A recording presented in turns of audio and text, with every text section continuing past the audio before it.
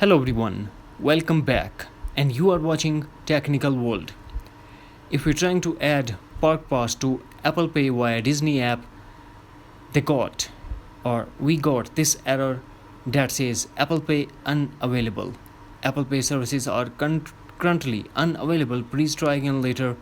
In this video, I'm going to show you how to fix this issue. So without wasting any time, let's get started. The first thing that we have to do, we have to launch settings, then tap general and tap software update and update your iPhone to a latest iOS version. If already updated, then we have to go back to general and tap language and region. Here we have to tap on region and select United States. After selecting United States, your post wallet via Disney app, once you complete it, you can change back to your region. After that, we do the following steps.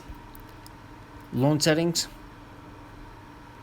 enable airplane mode, lock your iPhone for a couple of minutes, then unlock your iPhone, go back to setting and disable airplane mode.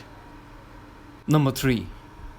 Remove the iOS beta profile if you install any. To check that, first launch settings, then tap general.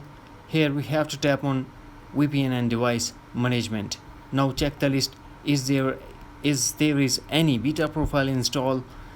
Then tap on it and remove the beta profile from your iPhone.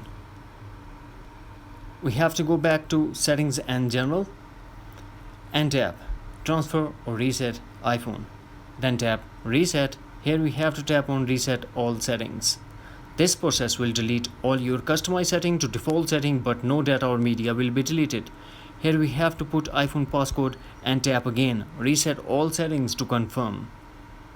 In the end, go to Apple Pay and check, maybe the server is down for some reasons. That's it. Hopefully friends, you found this video helpful, so please don't forget to subscribe, like and share with your friends and family. Thanks for watching. Take care. Bye bye.